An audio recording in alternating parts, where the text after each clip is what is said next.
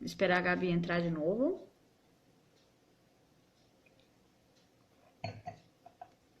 Tá frio desde ontem, por isso que eu tô tomando um vinhozinho, porque tá frio aqui no Andrino. Aqui no Andrino a gente tem 2 graus a menos do que no centro, então, né, tem uma licença poética invernal para tomar um vinhozinho. Maria Alice, se quiser fazer alguma pergunta, me manda aqui que a gente já responde. Gabi, deixa eu te chamar. Mãe também, Mara também, se quiser fazer alguma pergunta.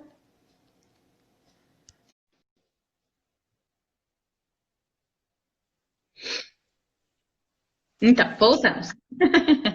Estava Interromper.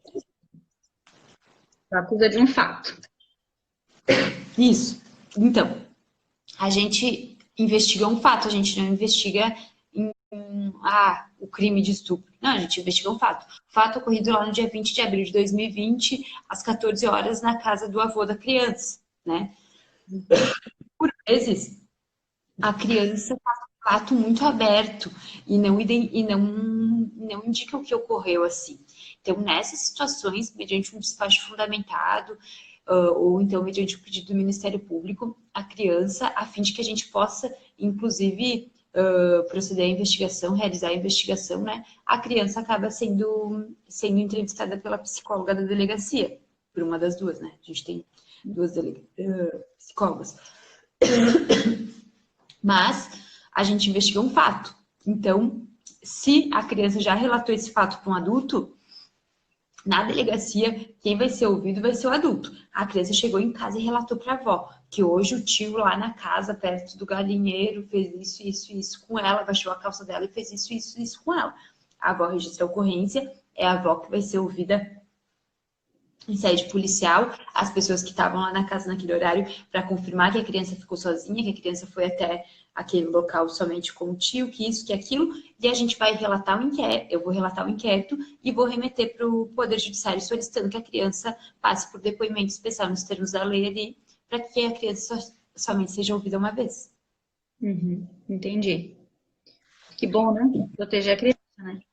Porque tem que ficar contando várias e várias vezes a mesma história.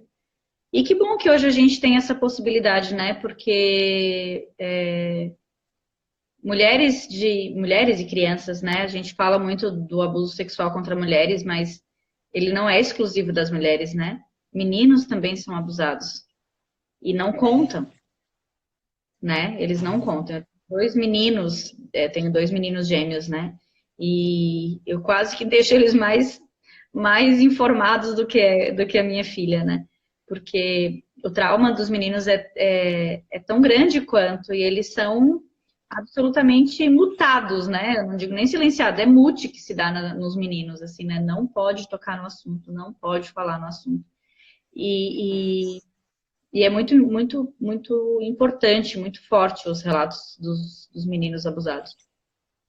E é importante que a gente posa isso também. Me fugiu o que eu ia falar sobre isso. Sabe aqueles dias do mês assim que a gente está com o cognitivo um pouquinho apagado? Sim, também me traz. Sabe aqueles estão naqueles dias. E aí, e que bom que, lembrei, que bom que hoje a gente pode falar sobre isso, né? Porque eu venho de uma geração em que, apesar de a minha mãe ser uma mãe muito liberal, assim, e de ter um diálogo muito bom, assim, é uma geração que não se falava sobre abuso sexual e que o que era falado, bom, eu estou falando da minha geração, tem 37 anos, mas a gente está falando de até, sei lá, 5 anos atrás, né? Sim, Abuso sexual, estupro, né? E era aquele estupro violento que acontecia no meio do mato, que vinha um estranho, levava para o meio do mato e violentava e deixava lá meio quase morta. Não sendo isso, não era nada, né? E a gente ainda tem algumas pessoas na nossa sociedade que ainda pensam que violência sexual é só isso, né? E violência sexual, não só contra crianças, mas contra todas as pessoas, é uma infinidade de possibilidades, né?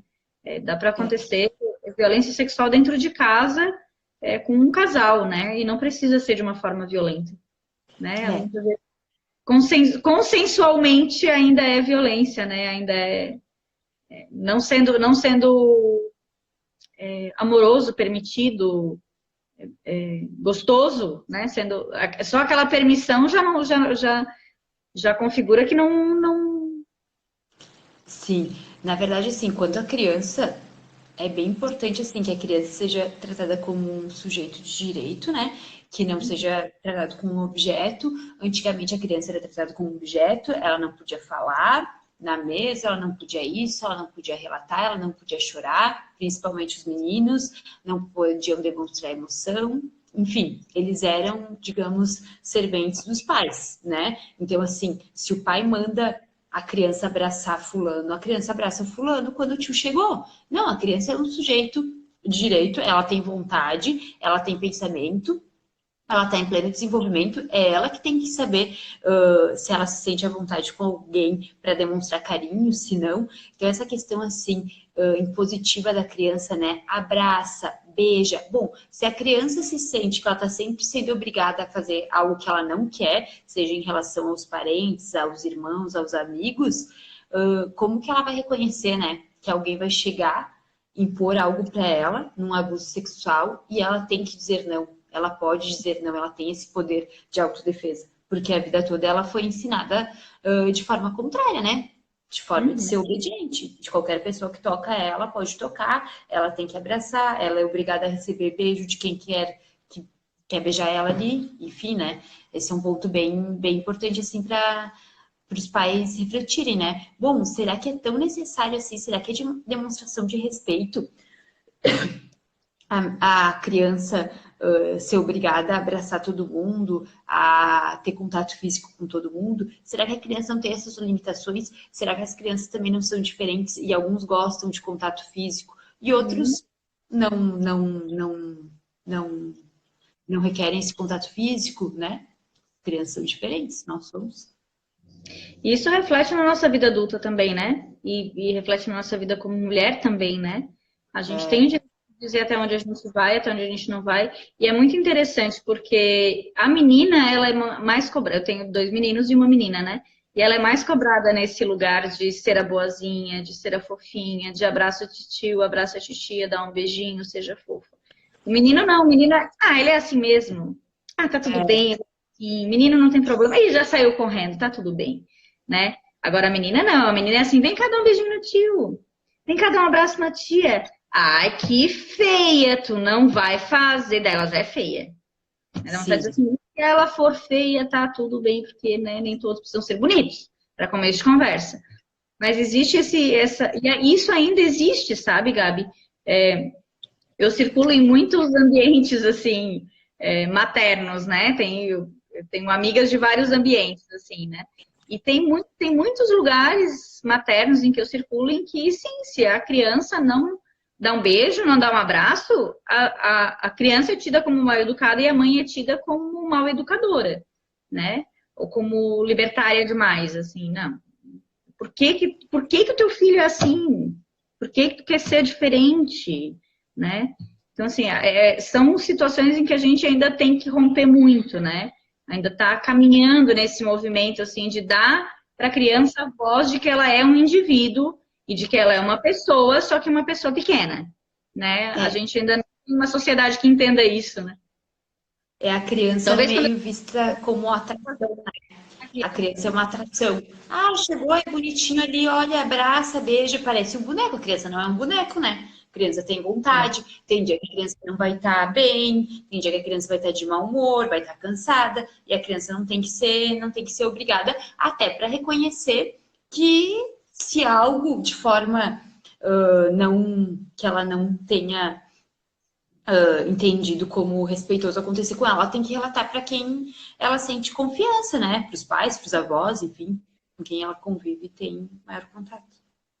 Isso é uma construção, porque aquilo que acontece na nossa infância vai refletindo depois em toda a nossa vida adulta, né? Enquanto eu poderia falar que enquanto mulheres, mas enquanto indivíduos isso é muito importante, né? Porque a gente tem uma masculinidade também que tem essa carga do sexo e da violência muito forte, né? A gente brinca, cursos de doula a gente fala muito sobre essa construção da sexualidade humana. E se a gente perceber as brincadeiras entre meninos e entre os homens e entre os meninos, é sempre aquela coisa assim, Ah, já tá crescendo pelinho. Ah, já tenho piruzinho. Ah, não, não. Tá sempre colocando a mão no pênis, tá sempre colocando a mão no testículo, tá sempre com uma energia na sexualidade muito intensa, né? E aí a gente vai tendo meninos que estão sempre desconectados daquilo que realmente estão querendo fazer, da sua energia, da sua vontade, da sua própria sexualidade natural. E isso se reflete em homens com uma sexualidade também sempre exacerbada, né? Sempre com uma energia sexual muito intensa, muito forte, assim, muito incontrolável, né? Mas isso é incentivado desde sempre, desde muito pequenininho. Em rodas de famílias, a gente tem meninos de 10, 12, 11 anos e os tios, os primos já perguntando: e aí, já tá batendo uma? E aí, já tem pelinho? E a namoradinha? A criança tem 7 anos, e a namoradinha? Então, assim, a gente vem de uma construção em que a gente vai criando meninos opressores e agressores e de uma sexualidade muito intensa e meninas de uma aceitabilidade e domesticação, né? Então, assim, a gente vai continuando vai dando continuidade naquilo que a gente tinha 5, 10, 15, 20 anos, e isso vai sobrar lá, vai sobrar literalmente, né, como resultado disso, lá para uma resolução jurídica lá da polícia, e aí não tem polícia que dê conta, não tem assistência social que dê conta, não tem psicologia que dê conta, se a gente não tomar consciência enquanto sociedade, né, de que tudo isso precisa mudar no nosso comportamento individual primeiro, né? E eu não digo isso para pais e mães, mas para toda a sociedade. Para quando a gente tem um sobrinho, para quando a gente tem um primo, para quando a gente tem alguém da nossa família. Porque, assim, a gente que já está grande, a gente até consegue mudar, mas haja terapia, né? Sim, e o que pode acontecer, né? Cada criança que vai com que a criança sofrer, ela vai reagir de um jeito, né? E às vezes já não tem mais a depender do que esses traumas, do que essa fixação, seja na sexualidade, seja em outras questões trazidas à criança, levarem o desenvolvimento ali do ser, às vezes já também não tem tanta terapia assim que resolva, né? Porque a baixa autoestima, a Maria ali falou sobre a questão das crianças trans, né? Trans, né? Bom, a depender do que a família, as pessoas que convivam com essa criança causarem nela ao longo ali da infância, pode ocorrer uma série de fatos ali que nem cheguem a criança, a pessoa se desenvolver na fase adulta, né? Suicídio, enfim, né? O suicídio, por vezes, ocorre também em virtude do bullying, da não identificação com ninguém, não se sente identificado na família, não se sente aceito, enfim, né?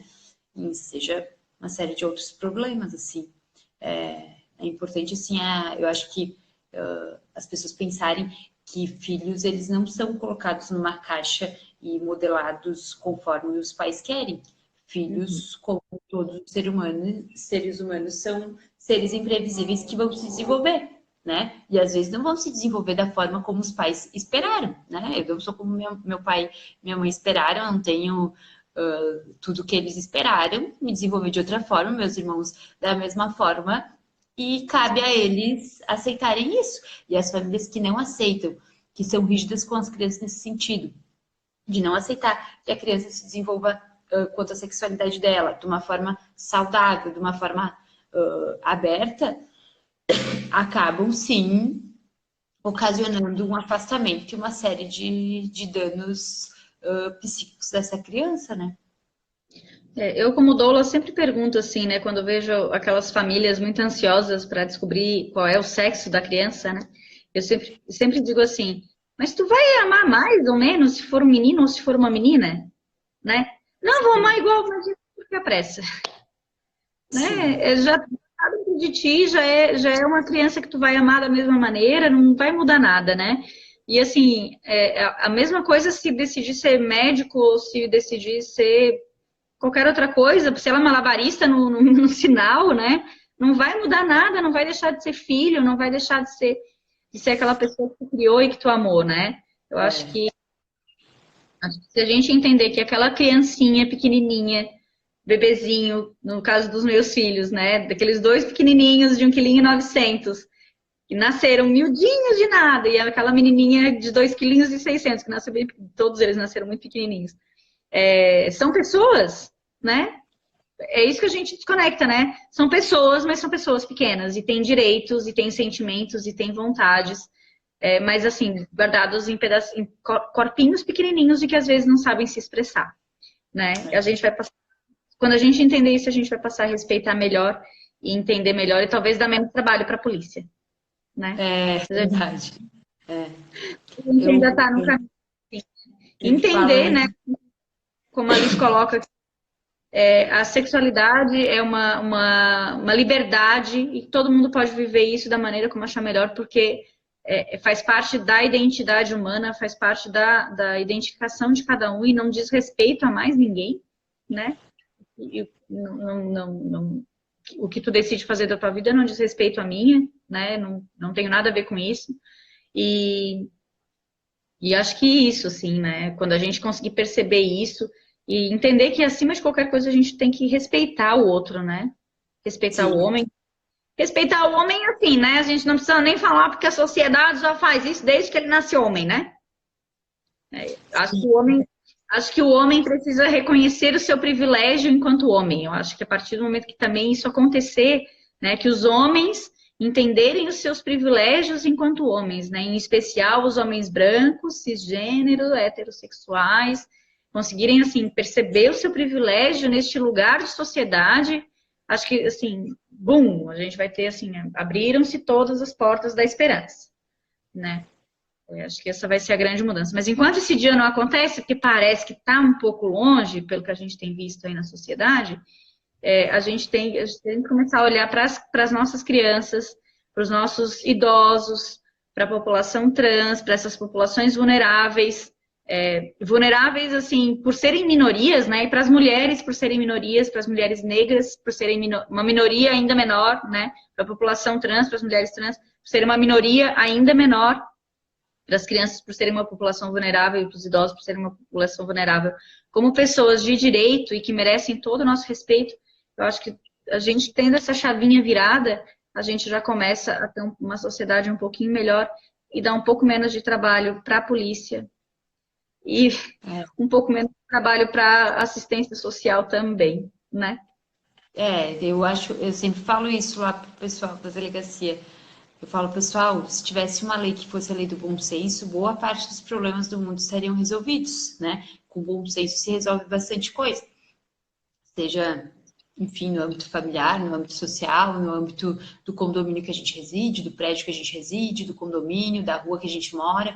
E as pessoas, por vezes, elas, a fim de terem algum sentido para viver, sei lá o quê, elas gostam de se apegar a conflitos e a problemas, né? E não de resolver, de pensar como é que pode ser feito, se assim não está sendo saudável, como é que vai ser feito, o que eu posso fazer. Foi um parte responsável, eu sou desse conflito que eu tô relatando aqui, né? Isso é bem, bem importante, né? Quais são as medidas que eu posso fazer para que eu fique melhor nessa situação que eu estou vivendo?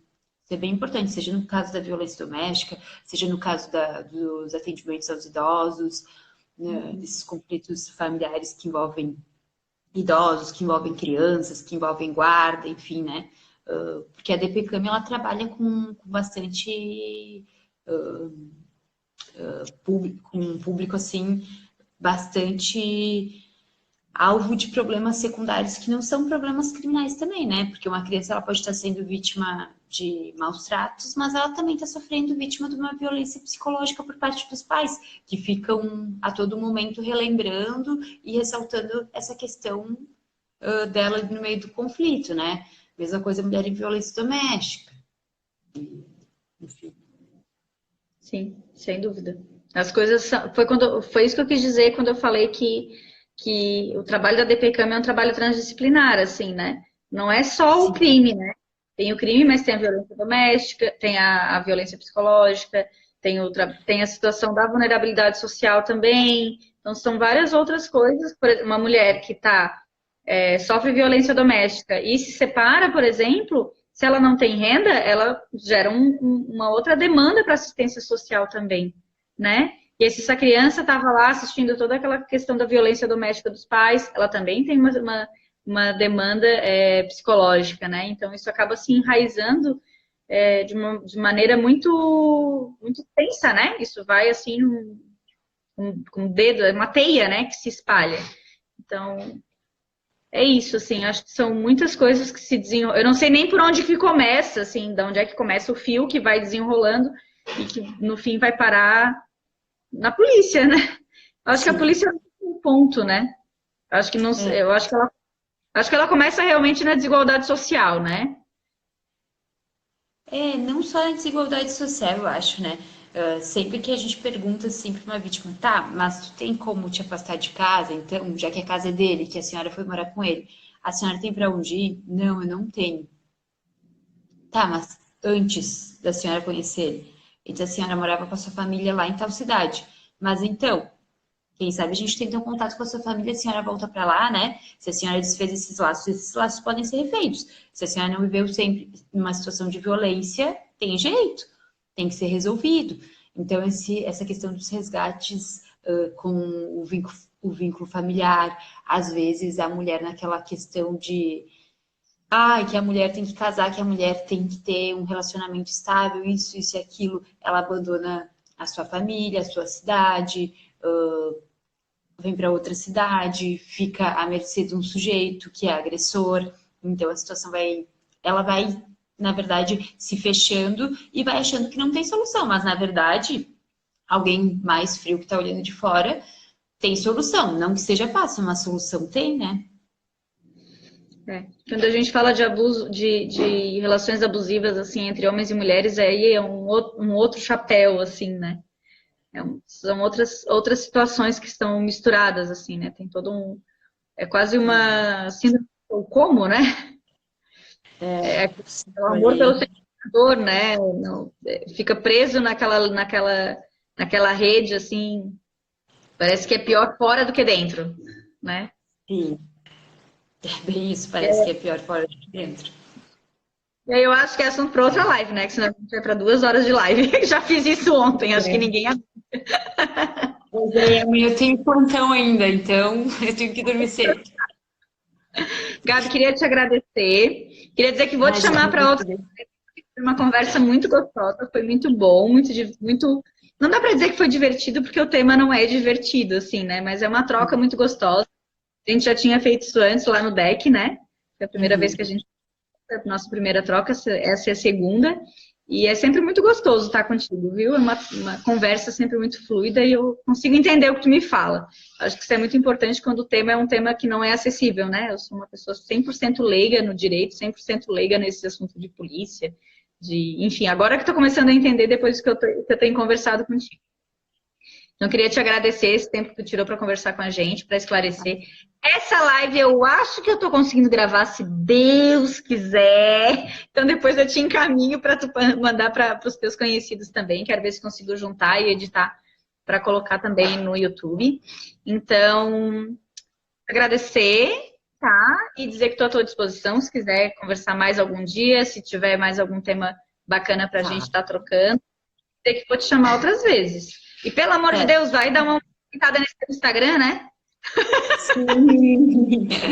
Eu sou um zero nas redes sociais, assim, não sou muito da tecnologia, não. Eu nunca nem tinha participado de uma live. De vez em quando eu começo a ver uma, mas eu penso, vou fazer outra coisa. Mas viu como é gostoso? A gente bastante, é bem bom. Rendeu bastante, né? Papo bem fluido, Michelle, que agradeço. Foi bem legal. E a gente segue à disposição aí, o que for necessário para esclarecer, para conversar. E, enfim, 181 para denúncias. É muito importante a população saber qualquer tipo de denúncia, qualquer tipo de denúncia que tenha a fazer, não só do âmbito da DPCAM. Esse número é um número geral. Muita coisa a polícia consegue esclarecer através de uma denúncia anônima e tal, né? Uma fonte de informação. A Polícia Civil segue trabalhando nesse período de pandemia. E a DPCAM segue funcionando do meio-dia às 19 horas para registro de boletim de ocorrência, para solicitação de medidas protetivas no caso de violência doméstica. E é isso. Tá certo, então, meu bem, uma boa noite, um bom descanso, bom plantão amanhã, que seja calmo, tranquilo e com quase nenhuma denúncia, com quase nenhuma situação para tu resolver. Espero. Amém. Beijo, boa noite, bom descanso. Pra ti também. Tchau, tchau.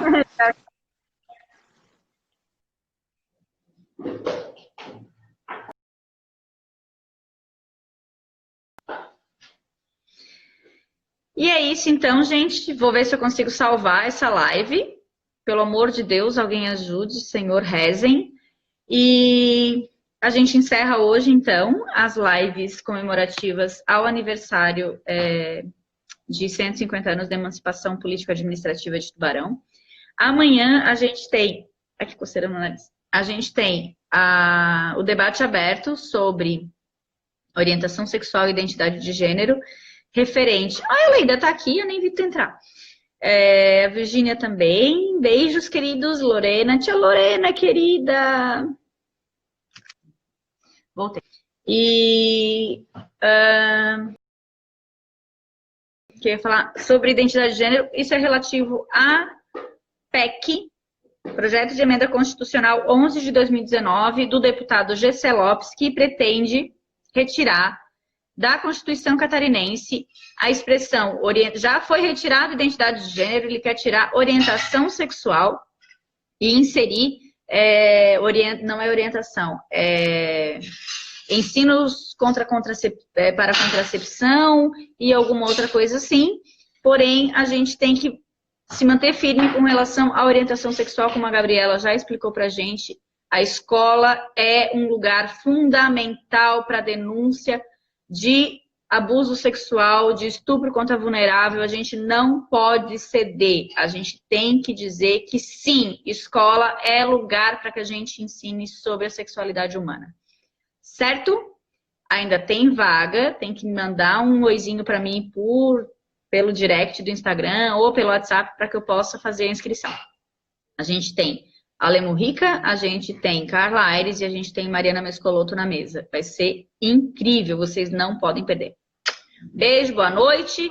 Quem quiser participar, me manda um luizinho. E a gente se vê amanhã para quem for massa e se inscrever. Beijo, bom descanso, tchau.